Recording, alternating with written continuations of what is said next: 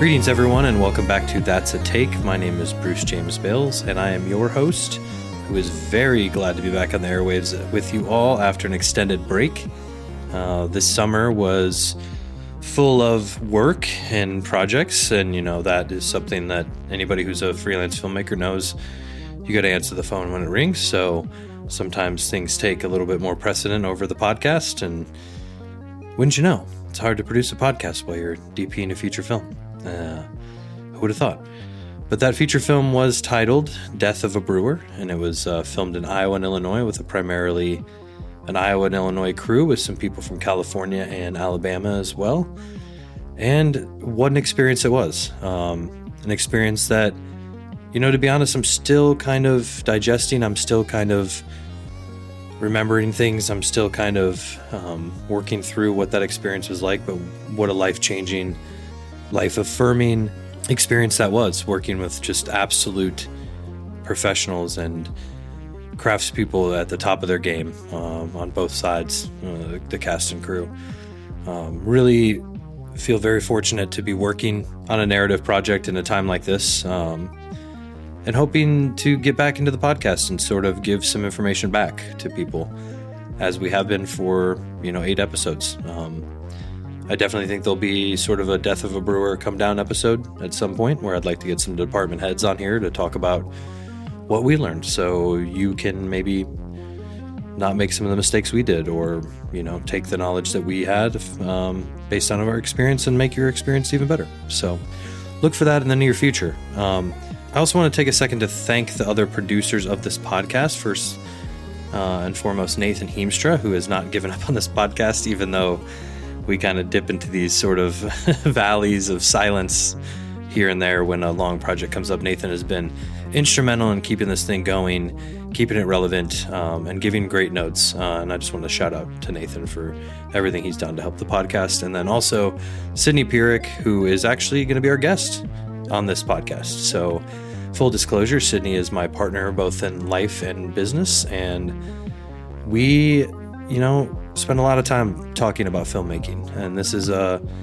episode that we've wanted to record since we started this podcast, and this episode is I think a special one because it kind of gives you a little bit of a glimpse into what Sid and I talk about the craft of acting, and how I'm trying to learn more about the craft of acting from her in our conversations. And she was kind enough to join us on That's a Take to provide some insight about acting theory, the basics of acting, how crew can better understand the process of an actor to ensure that they provide an environment that is conducive to getting good performances, so that we can all work in this symbiotic way that when that happens, you really feel it.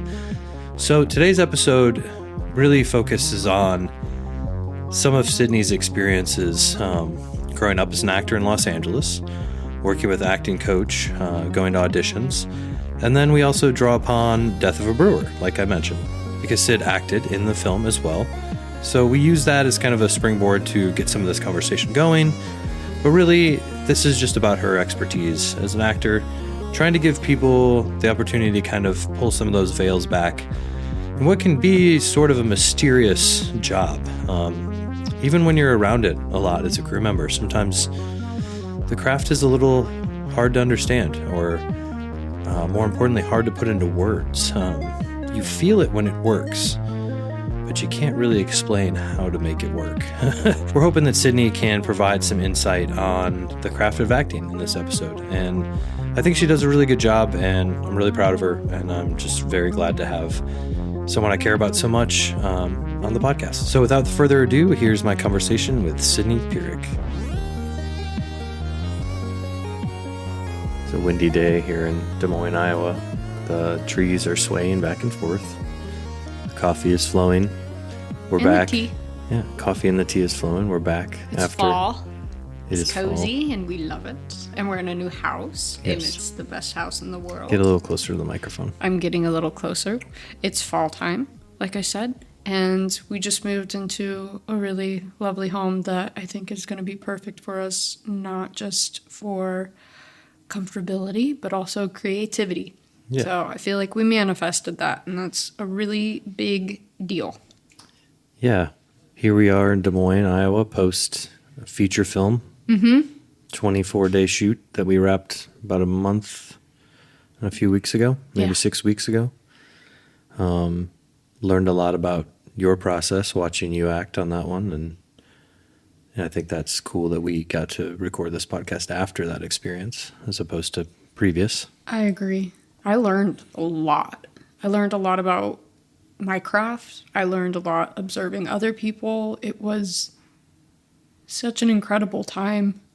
And I can't wait to talk to you about our topic today because I want to start off and say that I've observed some really wonderful, can I cuss? Yeah. Kick-ass effing crew members that inspired me and reinvigorated me and just made me more excited about the process. Yeah. So it was really cool to have that opportunity, and I'm just really, really grateful. And we worked with some incredible actors as well. Wow. Yeah. And that's kind of what we want to talk about today is basics of acting, acting theory, acting in relation to crew, and how crew can kind of better give actors the space and the energy and the scene that they need to be able to perform their best. And I think part of the ethos of this podcast specifically is to remind people that we're all in this together, and that if we all provide each other with our best environment to do our best work, then we're going to create a better product. I agree. That's when the magic happens. Yeah, so I guess for you, just kind of getting into acting a little bit, talk about kind of your process on Brewer specifically, just so we can draw on some specifics. Death of a Brewer, feature film filmed in Iowa and Illinois, with a mostly Iowa, Illinois, California, Alabama crew. Sid was playing a character named Matilda, who was sort of the love interest of the main character / also a leveler for the main character that kind of brought him back down to reality sometimes and kind of gave him a kick in the butt when he needed it. So talk about like a day-to-day process for you on that. I had such a fun time filming, and also the process is different. I try to change it up with each role I play. This approach was doing a lot of research, specifically on how women back in 1880s kind of held themselves. And a lot of it determined their class.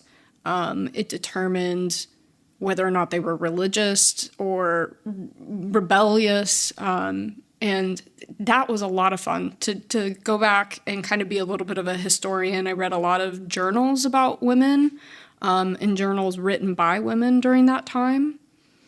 And there was a lot of reservation. Shocking, right? But a lot of the women, it was like they always withheld. And so I tried to embody that as much as possible. However, Matilda in this film is kind of like, I describe it like the Jiminy Cricket. Yeah, I remember you saying that. Yeah, I think I pulled you aside one day and I was like, I feel like Matilda's just Jiminy Cricket. But like reminding, these kind of flawed characters to look for the light, to strive for better, to be better, to be not so chaotic, I guess would be a light way of putting it. But my approach as well was really tapping into what the other actor was giving me, like really connecting with them, which I try to do anytime I act. But with each person, it's always different. No two people are the same. Mina Suvari was instantly somebody I felt safe around. I felt that bond of aunt and niece, to the point where I pulled the director aside, and he had written a scene where I was very, very confrontational and almost a little harsh towards her character. And the director, Makutsi, I said, I just don't think that she would say that to her aunt, who's basically like a mother type. Can we can we make some changes to this scene? And he was super open to it, and I really appreciated that. I think that as much pre-prep as I did could never prepare me for the actual moment. One thing that I also found to be super informative was actually getting into wardrobe, hair, and makeup. Yeah, sure. Sets the mood, sets the feeling of the period and the time frame, right? Absolutely. Yeah. And we have to give a lot of props to wardrobe on that film. That was incredible. I mean, Yes. the team was dressing just sometimes 30 to 60 people in a day, and everybody looked great. And especially the women in the film, the dresses, the pieces were just really breathtaking. Absolutely. Oh my gosh. My big ball outfit, I still daydream about. I can't believe that they put that together. And sorry, I think you can hear our cat eating. You'll probably hear Bodhi crunching his lunch. Sorry, Bobo's hungry. But yeah, getting into the wardrobe, obviously the corset does something different to your posture, but it just like physically informed me into what it felt like to be a woman back in that era. There's some constriction there. Oh yeah. So, talking a little bit more about your preparation before you get to set, you talked about doing some research. Are there any other things that you do just on an acting level that to help you be best prepared? I know that just knowing you really well, that being off book and reading the script, a lot. Can you talk about kind of why that is important to you as an actor? I think the more that you read the text, the more you discover. I also don't want to have that anxiety of, oh my God, what is my line? And so I think most of these people know, but Bruce is my partner. Not just in business, in life as well. And I make him run lines with me. And I mean, even down to like, no, you said and you're not supposed to say that there. Which, thank you for that, by the way. Yeah. It just instills I knew the main character of this film really well. Yeah. It gives you a sense of confidence going into it, because I don't care what anybody says. It takes a lot to go to vulnerable places if you can at least have that backing of, I know the text, I know the story, I know my lines. Then you can kind of give yourself that freedom to go to those really vulnerable, sometimes uncomfortable places. So read the script a ton of times, know your lines, show up to set, you get into wardrobe, you get into that hair and makeup, you become this character. You talked about working with what other actors give you. Can you kind of expand upon that in the moment you're in the scene with somebody? How much time do you spend talking to them ahead of time? Do you kind of respect their process? There's one thing I've heard you say, but all actors have a different process. So how do you approach working with different people in the scene, and how do you stay in that moment with them? I like to think about it like meeting a coworker for the first time. I try to be as intuitive as possible and read what other people are thinking and feeling, and usually based off of the hi, I'm Sydney, it's nice to meet you. I can kind of tell whether that actor wants to be chummy and pal it up, or if they need, alone time to really get into that character mindset. And either way, I'm super comfortable. I think it's Ivana Chubbuck's book, Power of the Actor, that there's this tool you can use where, say, you play my love interest, right? And Bruce has brown eyes, and I noticed that the actor also has brown eyes, and I can kind of like mentally put the two and two together. So, and I hope I'm describing that in a way. So you're drawing on your own experience and drawing a parallel with your own experience for the character's experience. And that's... So you can draw on your own emotions without having to create new ones. That's my, like, on the go, on the fly, you have to be connected to this person and have some sort of history. Like, that is my number one tip. I tend to try to utilize is, yeah, absolutely physical, and then drawing upon my own emotional life and applying it to the scene. So backing up a little bit, what are some foundations that you found to be crucial for yourself when you started this journey as being an actor? What things were crucial to your development? I know, just to kind of tee you off a little bit, I know that acting coaches, acting classes, auditions, all of those things were really informative to your growth as an actor early on. Can you talk about why those things are important and why, you spend so much energy on those things? Yeah. I think that it gives you building blocks.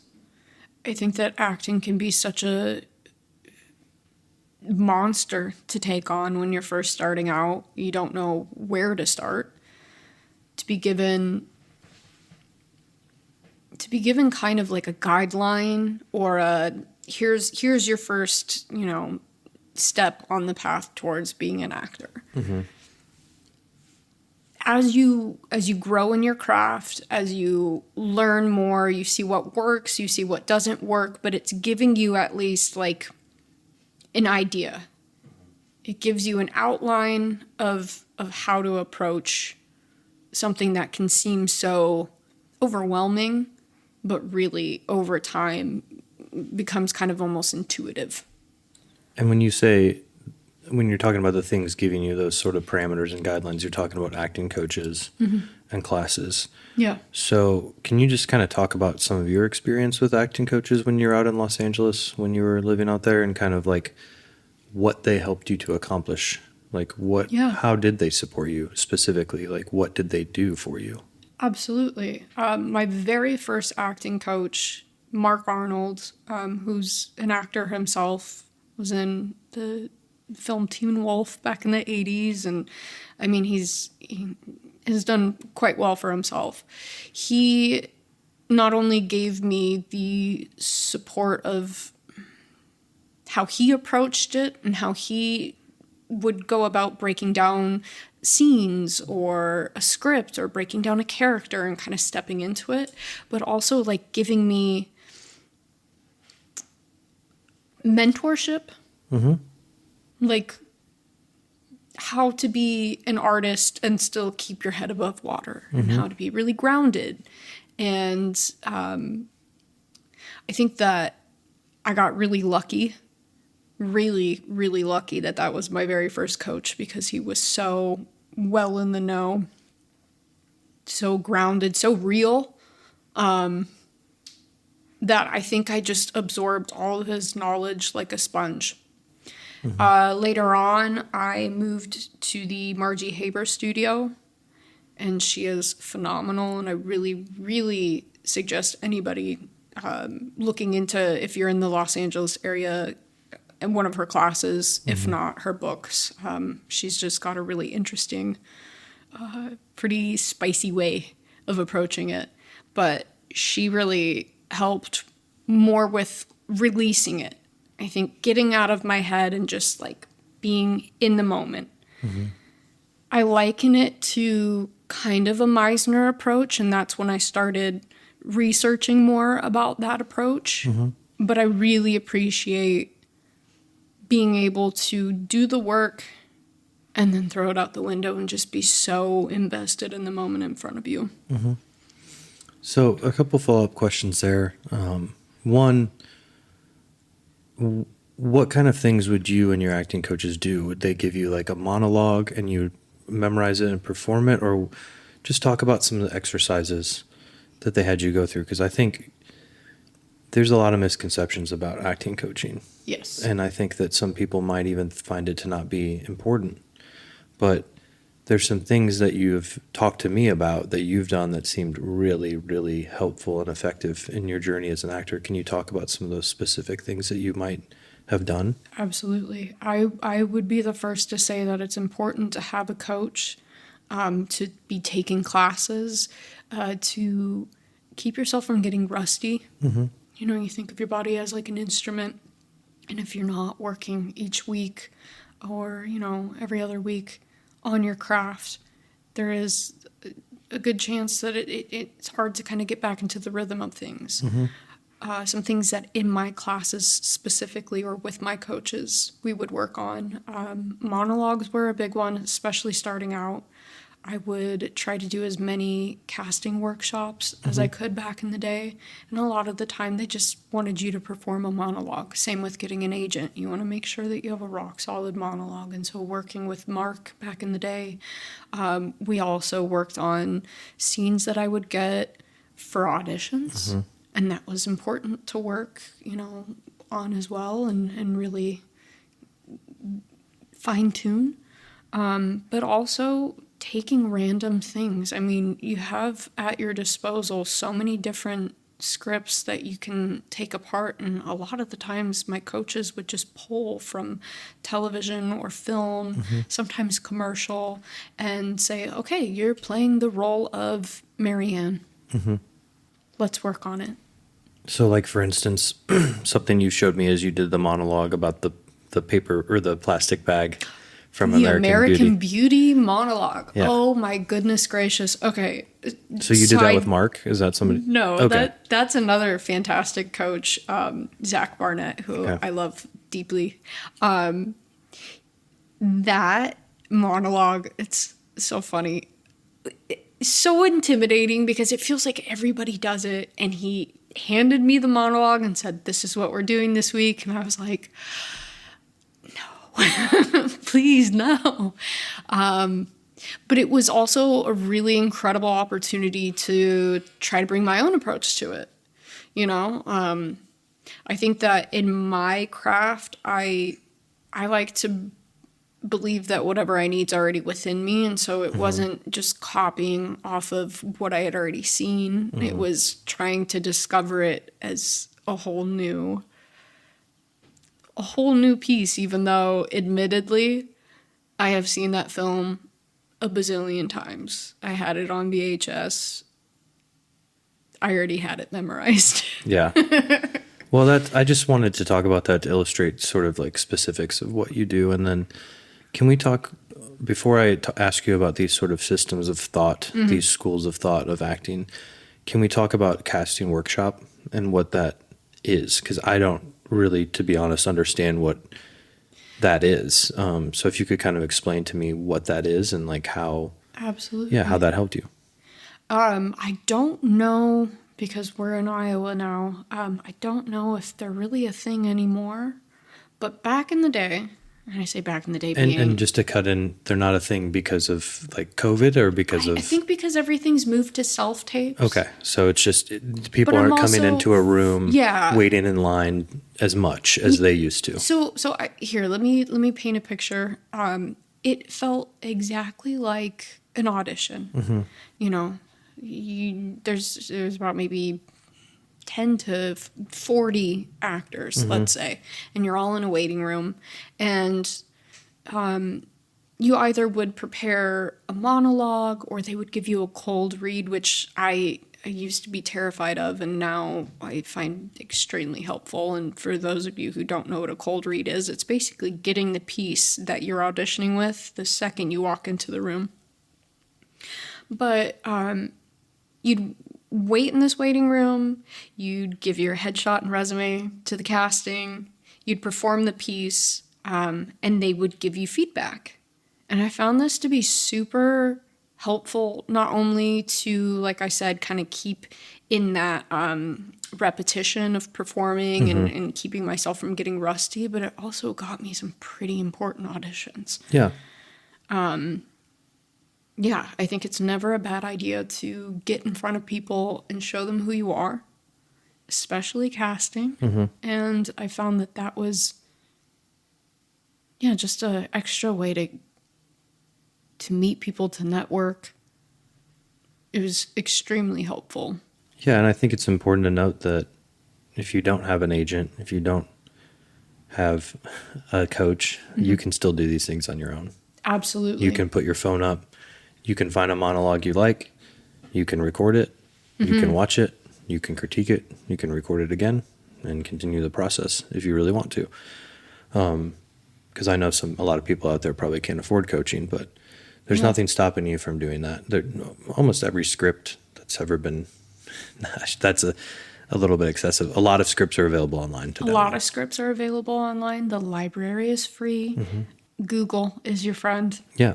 And I like to remind people that while it is easy to get in our heads if we want to pursue something like acting and say, well, I don't have the resources I need in order to do so, you do. Yeah. The internet is wild and crazy and oftentimes free. Yeah. And vast. Yeah. Yeah, so take the leap and do your research. You got to start somewhere. And that's a great segue to sort of the more educational approach here that I wanted to just touch base on, which is like acting methods. There's a lot. There's Meisner, there's Stanislavski, there's Chekhov, there's Hagen, there's Adler, there's Strasberg. There's a lot more that I didn't mention. Those are just the ones. There's hybrids now. Yeah. There's, people take from. It started off with, what was the core four? Or they had a name. And they all had slightly different approaches. And now it's kind of turned into this like melting pot, which is really beautiful, I think. But yeah, a lot of these staples within the craft still to this day exist.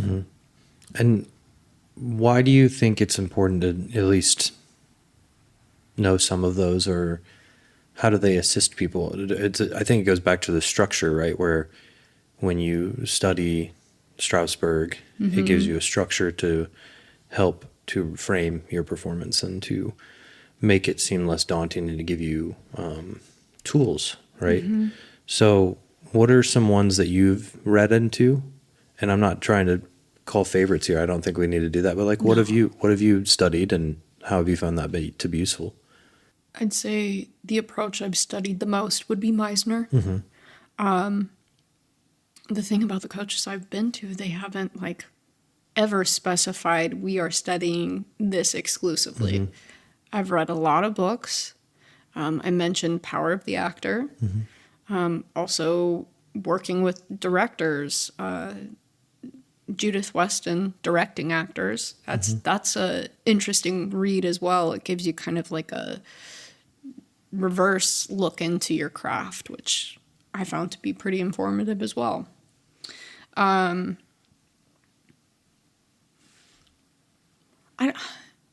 don't know. I mean, it's difficult to say exactly like, oh, I studied this, and this. I think with my experience specifically, I probably took a little bit of everything. Yeah, and I think that's the point. And I wasn't calling attention to that necessarily to be like, this one's the best. It's just for people just getting started to know that there's already methods out there that you can, if you wish, study those methods as sort of a structural help to the craft. I think the best thing that I learned from my very first coach, I remember him always saying, take everything with a grain of salt.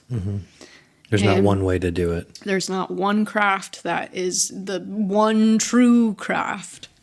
You got to find what works for you. And it might change from audition to audition, from role to role. You got to get flexible and comfortable with what I like to refer to as shifting and pivoting to find what works for you.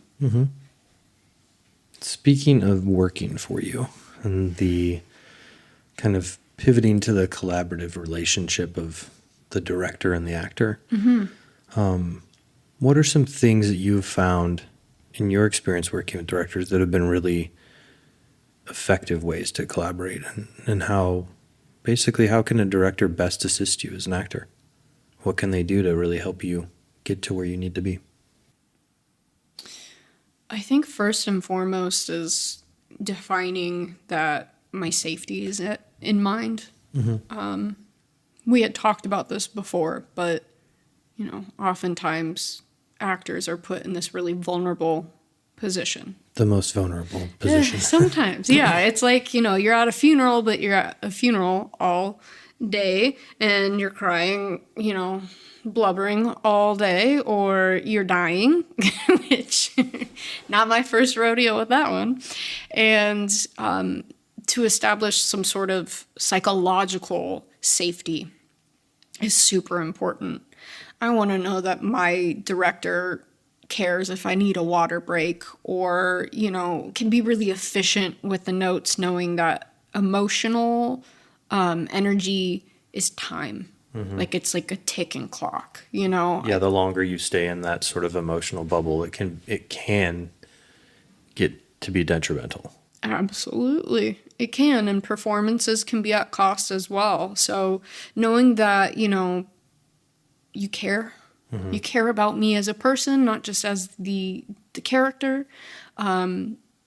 Establishing that trust and being very clear and concise. I would also throw in a bonus of sometimes when we're this vulnerable and we're like bearing our souls, if it's a technical note, please let us know. Please don't leave us out in the cold. Like if it's Meaning because that if we're going again, doing another take because of the camera messing up, you would like to know that. So you don't get stuck in your own head. For me personally, just be like, hey, no big deal. It was just a little soft focus, or like if I missed my mark or something. Yeah. So why we're not moving on. Yes, because I have to be honest, and I think every actor can kind of understand this feeling. You go to worst case scenario, like, oh my God, what did I do? They hated the performance. Yeah. They hate me. Everything's wrong. And then that's also an issue as well, because it's like, you don't want to unravel, I guess, in the wrong way. But yeah, I think creating that relationship and finding that kind of timing as well. Finding the timing where it's like you're in it, you're locked in, or like this is just not working anymore. Like we need to switch it up, or we got it. Let's not torture the actor on take. So probably a strong intuition is what you need from a director as well. Yeah. I mean, somebody that can also be intuitive and pick up on, We're a diminishing return here, or... She can do it. Yeah. She's over the hill. We just have one more. Or we're past it. We're in an area where we're not getting anything. Get specific with your notes. That's one thing with directors that I'm like, if I could ask more of, I love a director that tells me what they want. Well, I don't want to hear that it was just good. Let's talk about that. What kind of language are you looking for from a director? Like specifically, like I think that's something that people really need to hear. Yeah. Is what specifically, if I'm coming to you and saying, what do I say to you to get the performance from you? Like, I think it requires a bit of understanding the craft of acting. I think if you are going to direct, you can't just focus on the technical. You have to understand the emotional as well. Because think of it like a puzzle piece. Without good storytelling from the actors, everything else kind of falls apart. 100%. Right? And that's why being a director is like the hardest job you could possibly work. It's like being intuitive, but also structured, but also, the person that's oftentimes like the bad guy, but then, the hero as well, and leads is a true leader. That's no small feat. So my suggestion is to read some books about acting, understand the language. I mean, say it's a scene and you want me to,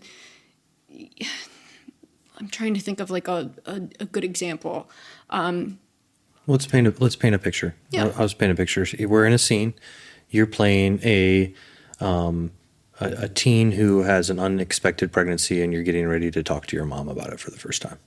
Okay, so I'm the director, and I come up and talk to you to get you to this position. You're about to tell your mom that you had an unexpected pregnancy. She may be, conservative or religious, and you're scared.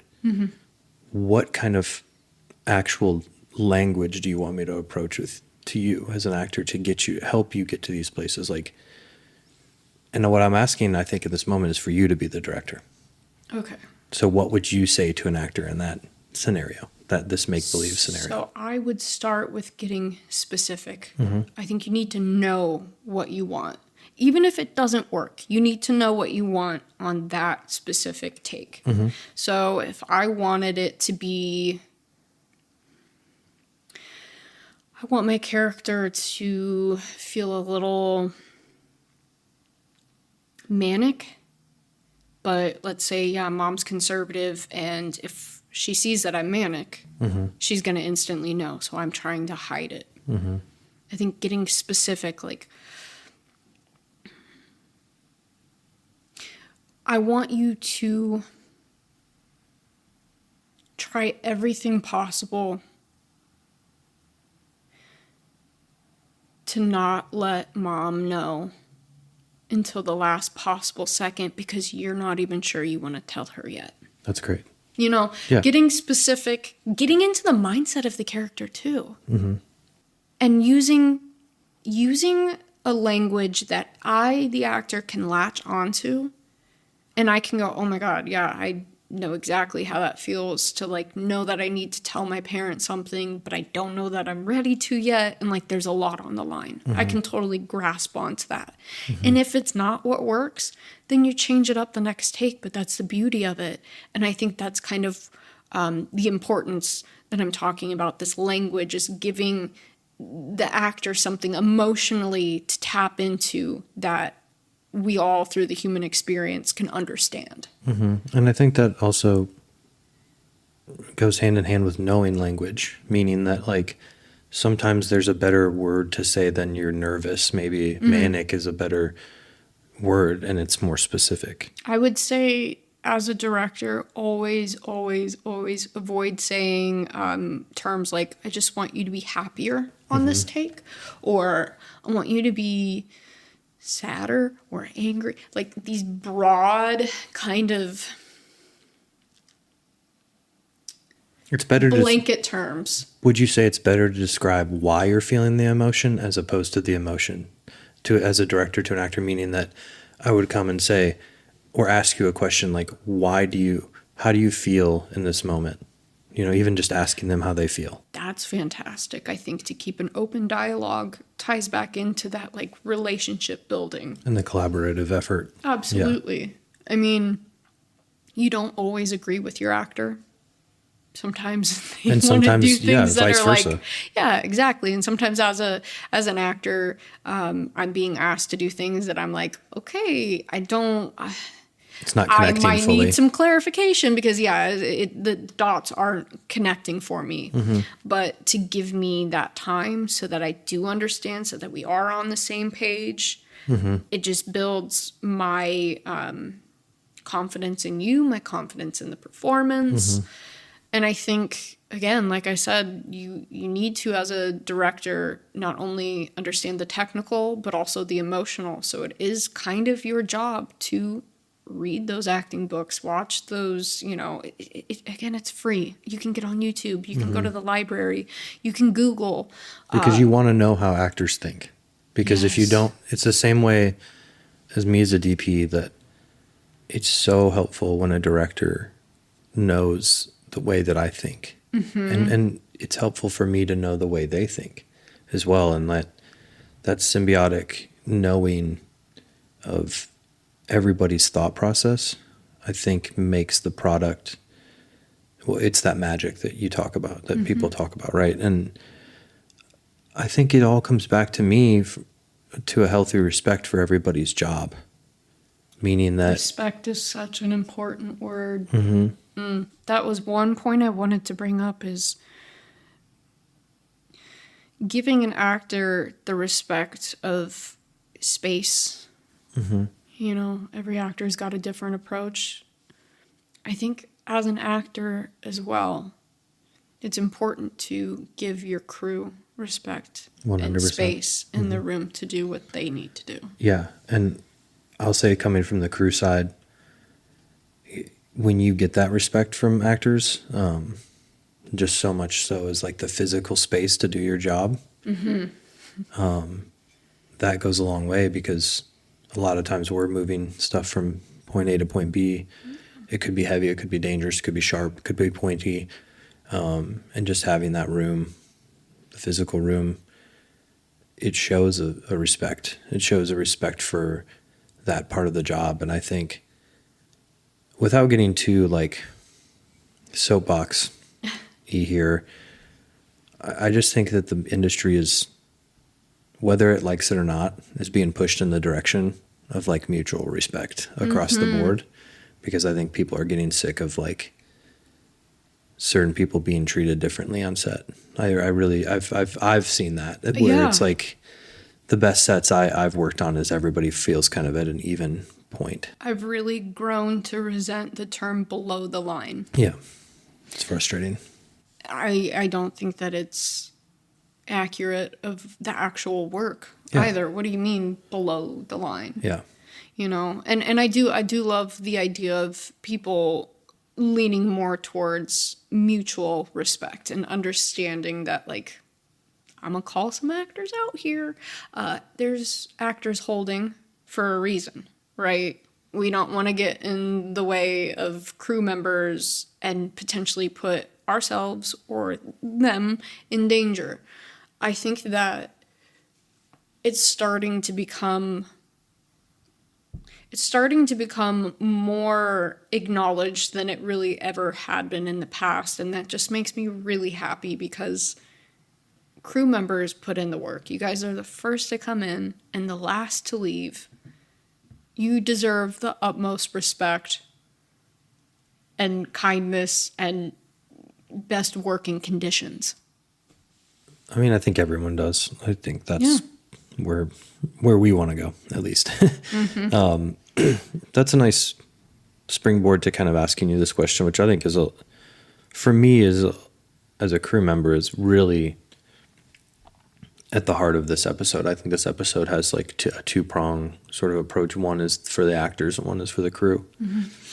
So what are specific things that a crew can do to ensure that you have the space you need to perform in that sort of, in the spotlight, you know? And spotlight, I think, is a great metaphor for that vulnerability. Like, it's a very vulnerable space. Like, specific things, what can a crew do to give you the comfort and that safety that enables you to perform the best?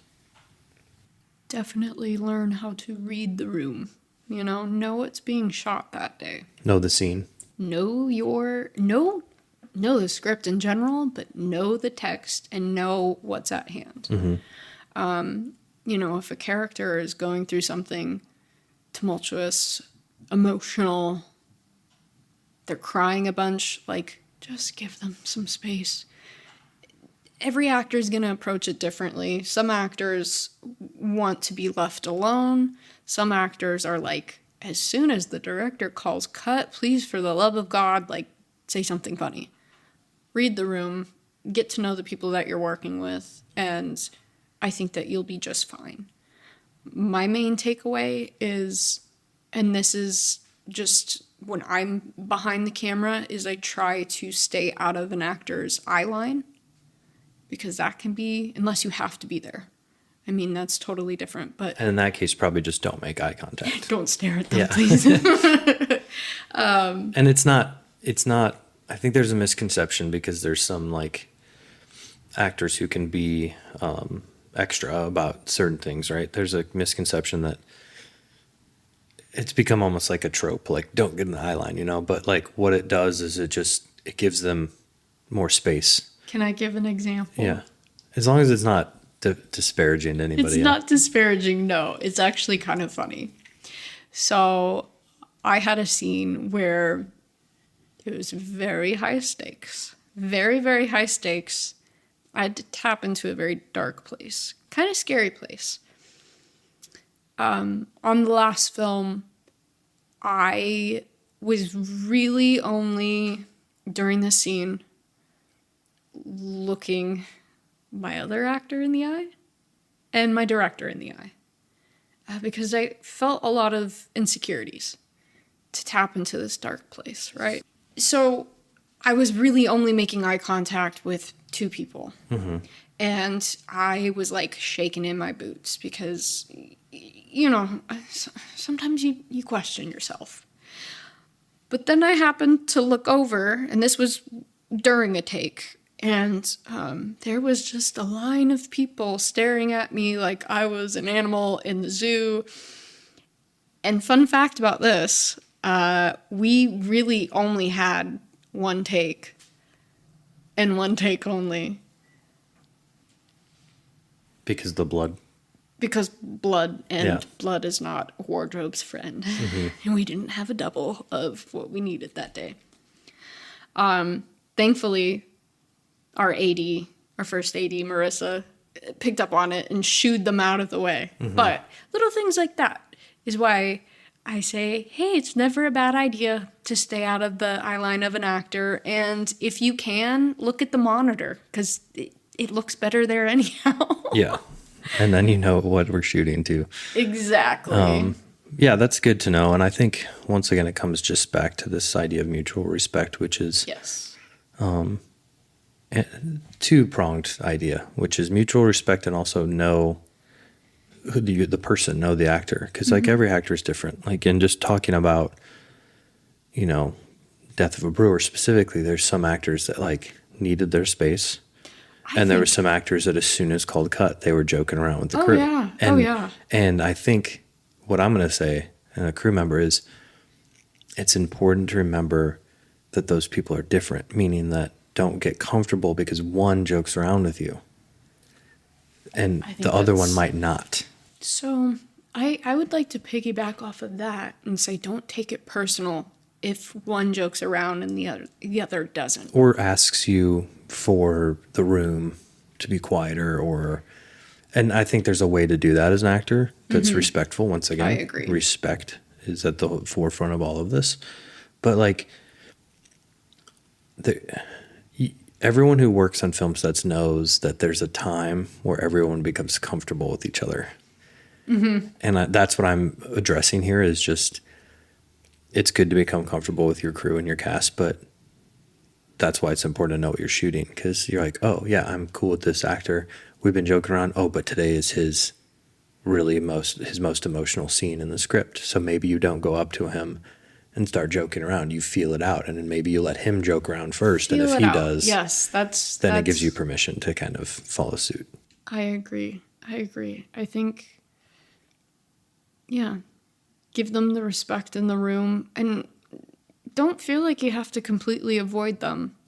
It hurts my feelings when I'm on set and the crew doesn't want to interact and I'm trying, I think there's another misconception that, like, it's hot or cold, it's black and white. You don't talk to the actors or you chummy up with them, and it's like, I think it's just learning how to read the room. And most actors that want space that I've worked with let you know they want space. If you're a smart actor, you tell the first AD, hey, do I have a couple of minutes? And then you go somewhere outside of where the distractions are, because that is again, this like back and forth respect. I can't expect that, you as a crew stop everything just so I can get into what I need to mentally. Like, there's always going to be last minute adjustments, things that need changed up. So it's up to me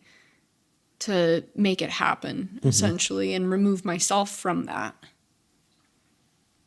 Is there something you think the non-acting people on set, like the crew, is there something about acting, a piece of knowledge that they can benefit from knowing in their own jobs? Like, is there something, what's the crossover of knowledge? Whoa, that's a beefy question. What is the crossover? Like, why would a grip benefit from knowing the acting process? Because it's one more piece that informs the story. I would imagine that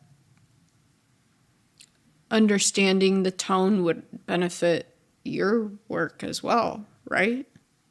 My DP work?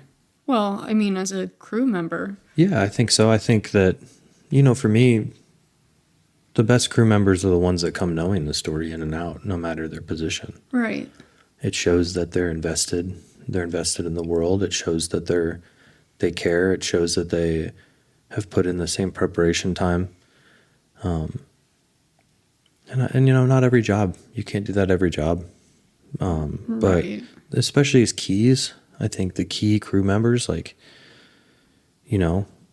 there's emotion behind everything, right? There's emotion behind the camera work. There's emotion behind the props. There's emotion behind the wardrobe, the lighting, the blocking.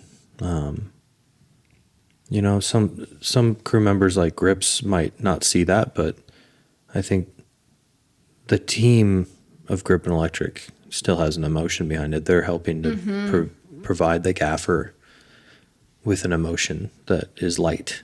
And light, I believe, helps to give us the emotion of the scene. So yeah, I think it's really important to have a base level knowledge of everything. And that's kind of what I mean by it informing what they do. Light can do so much. It can inform what type of character is on screen. Or if there's a transformation, or, I mean, you can tell a story alone with just light.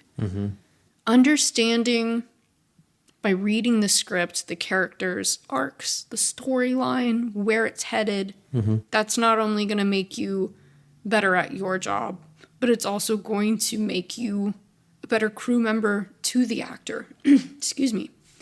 Your work is as much of a piece in the storytelling, world as the actor. And I think taking pride in that work as well, doing your due diligence of understanding the story, that all goes hand in hand with being better to the cast. Yeah. And once again, I think it's just it's a really beautiful thing when everybody comes together to make sure these things work and clearly have done their homework, and clearly have invested the time to know the world we're building. Because that's the thing, is like really successful films, they build a world and they get you in that world right away, and they don't let you out of it. Sometimes until you're asleep that night, Sometimes you're still in that world on the sidewalk outside, or you're still in that world laying in bed talking to your partner about the film you just saw. And I think the more people we can get into that world and to help build that world on set, and to understand how everybody else is helping to build that world, it just can't be a bad thing, in my opinion. So yeah, I think I've learned a lot talking to you today, but I really would like to kind of talk more about if we can get more in depth to your theory, your specific acting theory, and how. And I think using Death of a Brewer is good to have a specific example, but like, what is your acting theory, and like, how do you get into that world? I don't want to give you a disappointing answer, but I'm going to give you a truthful answer. My acting theory is whatever makes the most sense for the story and the character. I have never approached two scripts the same, ever. I try to pride myself on being an intuitive person, and through that, I learn what works and what doesn't. Sometimes doing the history research works, sometimes it doesn't. Sometimes it's a matter of, when I'm breaking down the character, creating a playlist, and it's music that informs me. My main number one, does not ever change staple is reading the script as much as possible. I mean, read it 100, 200, 300 times. Really understand the ins and outs of the story, because we never film it in sequence, right? We're all over the place. So to understand where you're at in that story is the most important. But like I said, I don't approach two roles the same, because no two people are the same. I think if anything, I read the script, I take notes. Take notes on what the character's starting to carve out to look like, first impressions. Mm-hmm. If I were to see this person in the grocery store, what would I observe? Mm-hmm. That sort of thing. Really understanding my arc, the arc of the story. Those are all staples that don't change, but the approach can often switch up. Mm-hmm. So you need to be malleable as an actor. Oh, yeah. I mean, I played a DJ, and I was doing research on underground LA DJs. Mm-hmm. And observing, watching their sets on YouTube and looking at their social media. I would have never done that for this film. Mm-hmm. I'm reading about what it means to be a woman in the 1800s, and I found with this one, watching films also did not help either. It was more so playing with the concept of being a woman, so restrained, with so much expectation on her, that she had to fit into this perfect little mold, and God forbid if she didn't. And then finally, like, breaking out of that, Mm-hmm. it was quite literally, the prep for that kind of felt like being in a corset and taking the corset off. But it was more so, what's the word I'm looking for? It was less research based and more like based on your experience and cerebral thought, or Cerebral, for sure. because it seems like, to go back to something you said earlier, that, I mean, I'm not a woman, but things are still not as equal as they should be. Right. Right. So you have still the same core truth to draw upon from your own experience as being a woman, even in 2025, right? Right. So did you use that a lot and think about times where you felt constrained even in your own life? Is that something that helped build that character a lot? It did. It did. But I also would say that this character felt the furthest away from me that I've played. I would do this exercise where I would write letters just in between setups, and, during lunch, I would write letters to the other characters. And blending my own life experiences with those characters felt like a way to get closer to them emotionally. Mm-hmm. Yeah. So as an actor, you have to find those things. You have to find those ways to get closer to not only the character you're playing, but your co-stars emotionally. Yeah. I think it goes back to being malleable and seeing what works. Mm-hmm.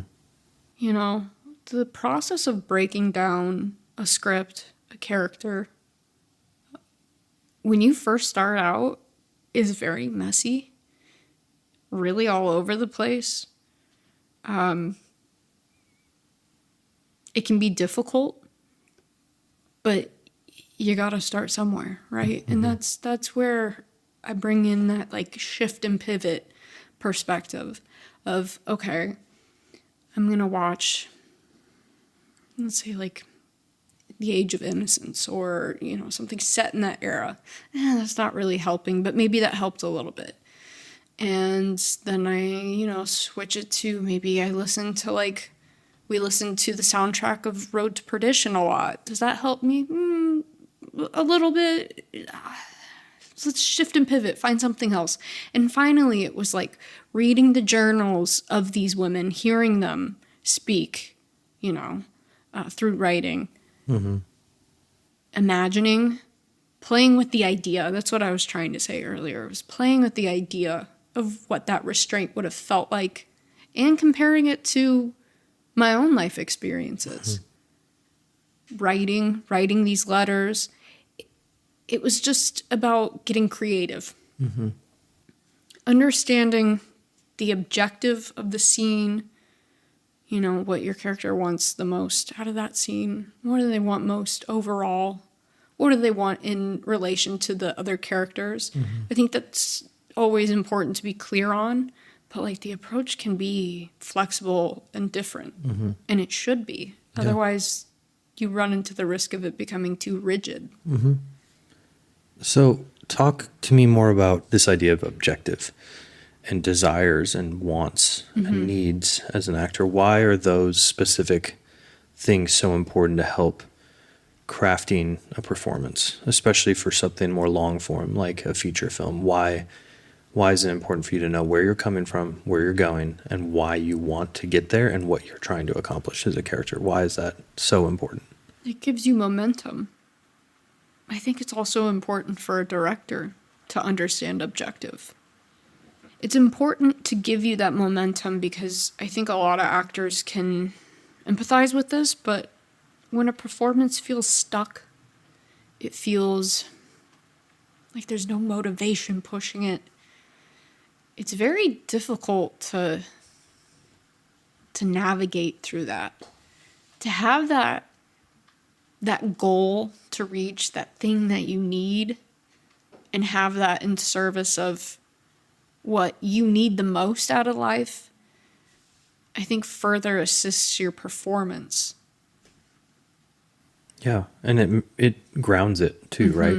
Which is something you talked about at the beginning of this, is remaining grounded, because I think, you correct me if I'm wrong here, and once again, not meant to be a disparaging comment, but it seems like sometimes acting is a space where people can float off into places where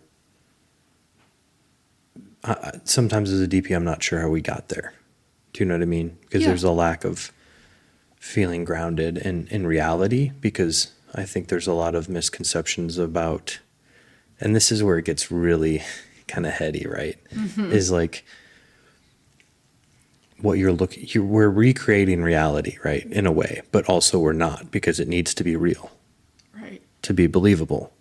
So, and this is where I'm like, we might need a part 2 here. Yeah, well, I think this is kind of like where the base level turns into the next level, which is a great place for us to be at this time in the podcast. I think is like, Yes. let's take it up that next level. So talk about this sort of mysterious concept of like using your own experience to then create a new reality, but it needs to be real. And hey, sometimes even that doesn't work. Yeah.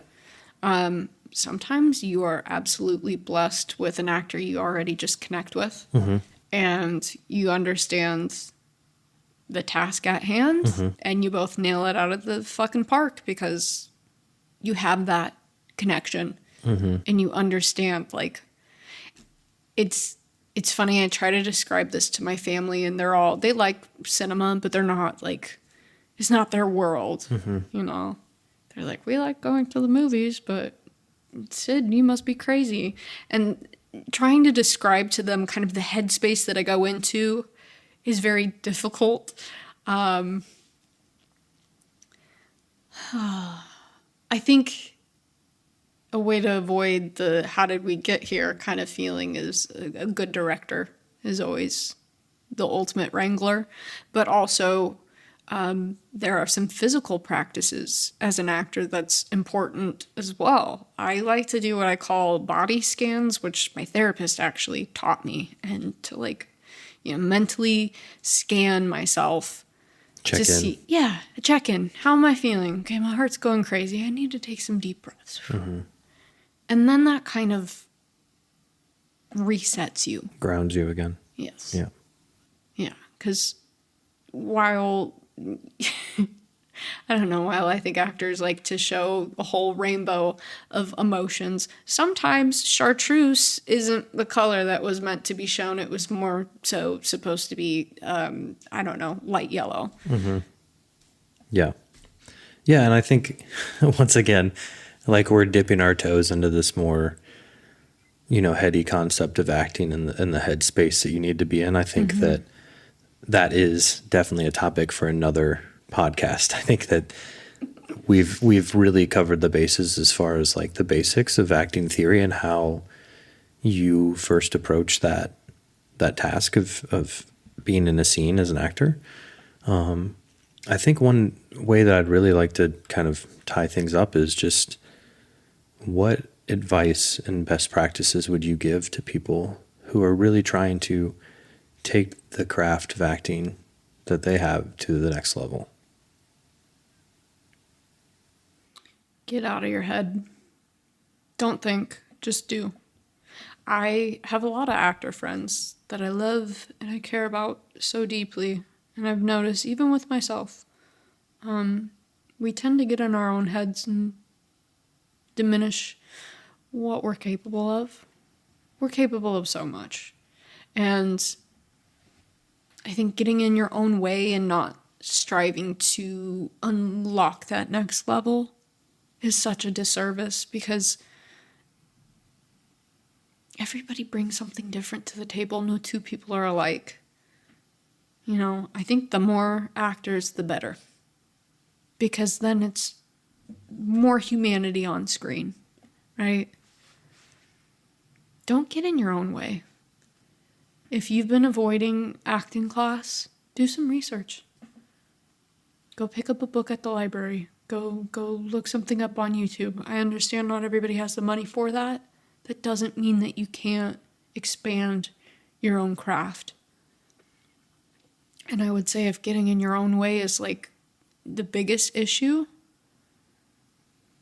lovingly unpack that and ask yourself what the real resistance is. I see a lot of talented people that deserve to play, bigger roles.